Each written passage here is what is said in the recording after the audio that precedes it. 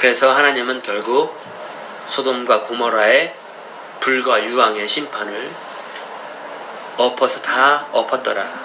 27절 아브라함이 그 아침에 일찍 일어나서 여호와의 앞에 섰던 곳에 이르러 소돔과 고모라와 그 온 들을 향하여 눈을 들어 연기가 옹기점 연기같이 치밀음을 보았더라.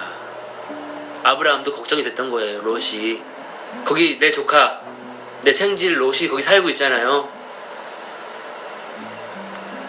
그래서 아침 일찍 일어나가지고 그 하나님과 대화했던 그 장소에서 그 소돔과 고모라를 바라보고 있었던 거예요. 아이고 내 롯 어떻게 되고 있지? 근데 거기에 지금 연기가 올라오고 있는데 옹기정과 같은 연기 뭐냐면 용광로와 같은 용광로의 그 어마어마한 그 열기의 그 수증기 그 연기들이 막 올라오거든요. 그 태우는 그것처럼 지금 소돔과 고모라가 연기 바다가 돼버린 거예요. 하나님의 심판으로. 근데 29절 한번 읽어주세요. 하나님이 들의 성들을 멸하실 때 곧 롯에 거하는 성을 엎으실 때 아브라함을 생각하사 롯을 그 엎으신 중에서 내어 보내셨더라. 굉장히 중요한 구절입니다. 하나님이 그 소돔성 롯이 거하는 성을 심판하실 때에 아브라함을 생각했어요. 아브라함을 기억했어요.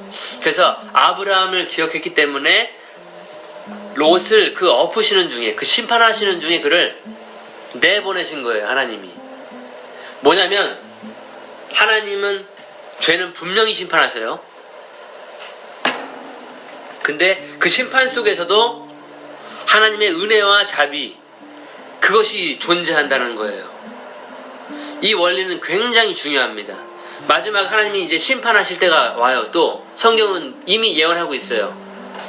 그 심판 가운데에서도 구원받을 사람들이 있을 수 있다는 거예요. 롯처럼 불 가운데서 심판 가운데에서 하나님께서 구술해 낼 수 있는 그러한 사람들이 있다는 것이에요.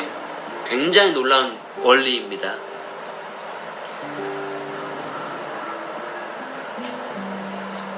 그래서 구원은 하나님의 은혜로 이루어진다는 거예요. 그래서 이런 얘기가 있죠. 누구든지 주의 이름을 부르는 자는 구원을 얻으리로다. 아마 요엘 선지자가 한 이야기일 것이에요. 피와 불과 연기 기둥이다 라고 하는 그러한 심판의 때에도 주의 이름을 부르는 자는 구원을 얻을 것이다 라고 하는 그런 부분들을 우리가 덧붙여서 생각할 수가 있겠습니다. 30절 읽어주시죠.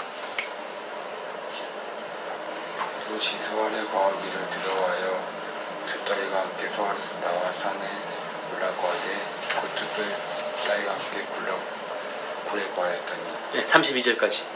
큰 딸이 작은 딸에게 이르되 우리 아버지는 늙으셨고 이 땅에는 세상의 도리를 쫓아 우리의 배필 될 사람이 없으니 우리가 우리 아버지에게 술을 마시게 하고 동침하여 우리 아버지로 말미암아 인종을 전하자 하고. 굉장히 재밌는 이야기가 또 진행이 되네요.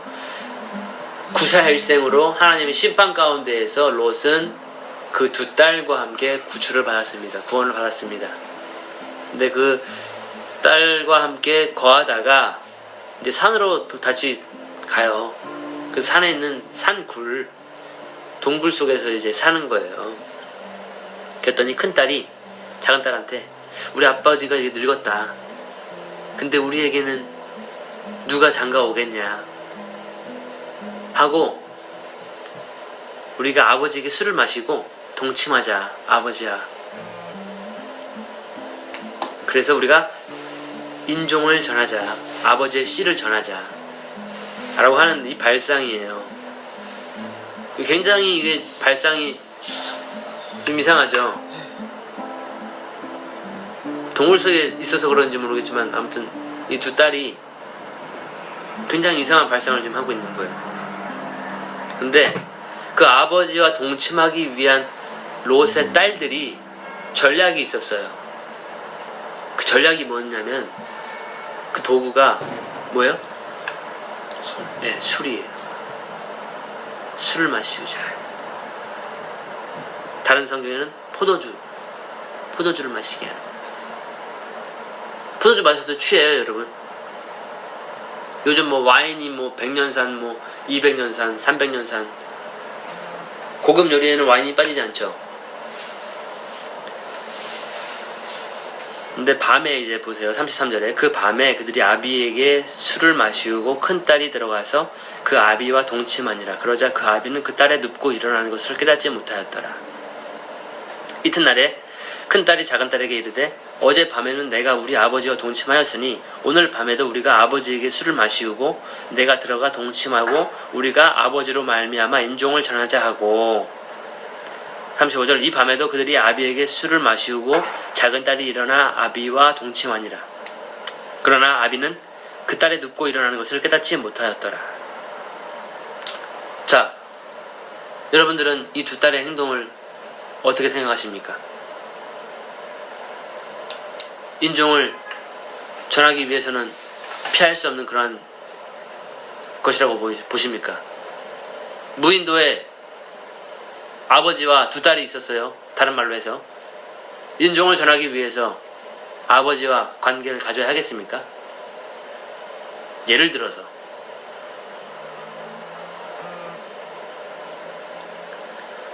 술은 축하의 자리를 빛내줘요. 기쁨을 더해줘요. 그리고 술은 고통의 자리, 아픔의 자리, 슬픔의 자리에 위로를 주는 것이 술이에요. 한편으로는. 그러나 술은 성적인 부도덕으로 가는 안내자가 됩니다. 밤 거리를 나가보세요. 젊은이들이 술에 취해서 손잡고 모텔에 들어가요. 술 취해서 너나 나 할 거 없이 잠자리를 같이 해요. 그래서 술은 성적인 부도덕으로 가는 안내자가 되고 이성과 도덕과 양심의 마비를 시키는 마취자가 돼요. 술은. 그리고 폭력과 범죄의 도화선이 되는 것이 술이에요. 이 술, 알코올, 오늘날 사회 문제 중에 문제입니다. 우리 가정의 문제 중에 문제예요.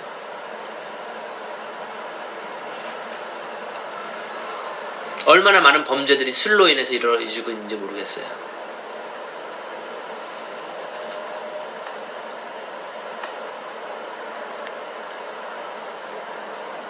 그럼에도 불구하고 롯은 그 딸들이 아버지 오늘 좀 술 좀 하시죠 라고 했을 때 그 정신을 차리지 못할 만큼 그 딸들이 주는 술을 왜 거절하지 않았을까?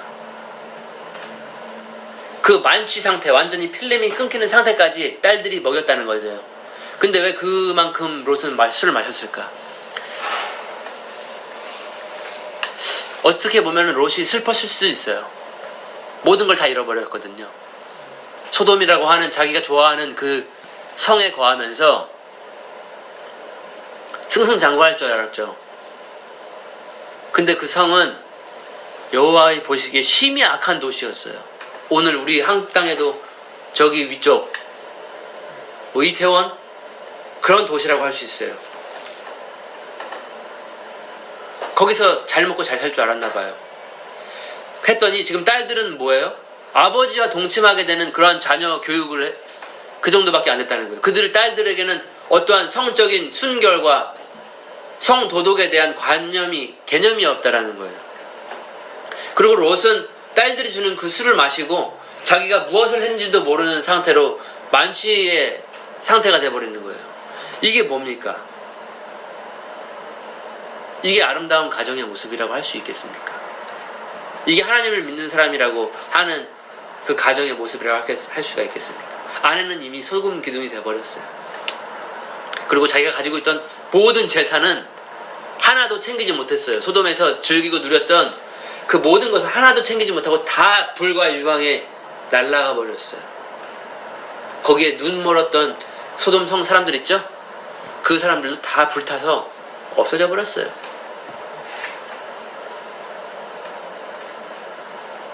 겨우 구출을 했는데도 불구하고 구원을 받았음에도 불구하고 지금 이루어지고 있는 이 일들을 우리가 볼 수가 있습니다. 36절 롯의 두 딸이 아비로 말미암아 잉태하고, 굉장히 이게 슬픈 구절이에요, 사실은. 두 딸의 계획들이 성공했어요. 그래서 임신을 한 거예요, 두 딸이. 근데 남자가 없었잖아요, 이 동굴에는. 이 동굴에는 다른 남자들이 없었어요. 자기 혼자만 남자였어요. 롯 혼자만 남자였어요. 근데 두 딸이 임신을 한 거예요. 점점 배가 불러오겠죠? 두 딸이. 그것을 바라보고 있던 롯의 심정은 어땠을까요? 얘네들이 언제 결혼을 했지? 얘네들이 언제 이렇게 임신을 하게 됐지? 롯의 심정을 우리가 한번 상상해 보십시다. 분명히 동굴에는 다른 남자는 없었는데 나중에 큰딸이 아기를 낳았어요. 아기 얼굴을 보니까 자기랑 너무 닮았어. 물론 닮아도 너무 닮았어. 둘째 딸아이가 또 아기를 낳았네요. 남자 아기를 낳았죠, 둘 다. 그런데도 얘도 또 나랑 너무 닮았네. 이게 뭡니까? 저는 이해가 안 가는 게 아무리 술을 먹인다고 그걸 몰라요? 어떻게 진짜 그럴 수가 있나 봐요, 사람이. 술에 취하면. 그렇죠. 인사불성이 되는 거예요. 그렇기 때문에 술은 저희들은 안 먹는 게 유익하다.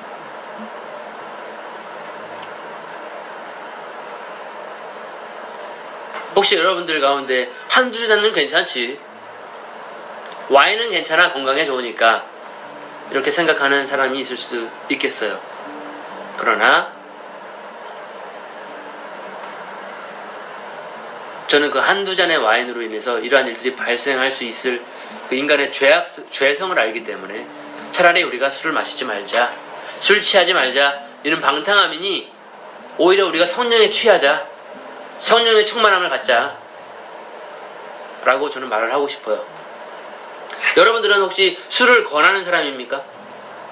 가족에게, 아버지에게, 어머니에게, 어머니 술 한잔 하십시오, 아들이 따라 올리겠습니다. 아버지 피곤하셨죠?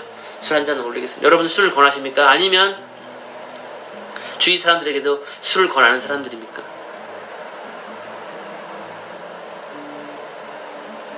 만약 이러한 일들이 벌어진다면 우리는 절대 술을 권해서는 안 돼요. 또 그 사람에게 취하게 할 수 있는, 그 사람을 사로잡고 정말 죄의 나락으로 떨어지게 할 수 있는 그러한 요소들을 우리가 가지고 있을 수도 있어요. 우리가 권할 수도 있어요. 잘못. 절대로 그래서는 안 되겠죠. 이러한 비극적인 사태가 이루어질 수 있기 때문에 우리는 전적으로 조심을 해야 되겠습니다.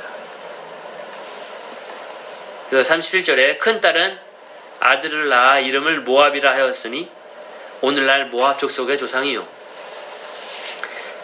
작은 딸도 아들을 낳아 이름을 베남미라 하였으니 오늘날 암몬 족속의 조상이었더라. 이렇게 해서 창세기 19장은 막을 내리게 되는 거예요. 여러분 어때요? 롯이라고 하는 아브라함과 함께 시작한 믿음의 사람이라고 할 수 있어요.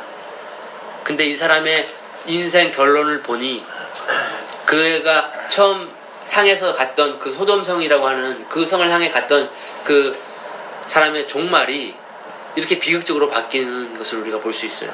그 사람이 일했던, 아무리 그 성의 리더자가 되었던지 간에 얼마나 많은 명예와 모든 이루어진 업적 같은 것들은 일순간에 하나님의 불로서 다 불살라져 버리는, 남지 않은 그러한 인생이 되어버렸다는 것이, 오직 자기만 구원을 받되 불 가운데에서 구원을 받는 그러한 인생으로 막을 내렸다는 거죠. 그래도 구원은 받았네요. 그렇죠. 하나님을 믿었나 보네요. 그래서 후에 서신서 부분에 하나님께서는 의로운 롯을 구했다.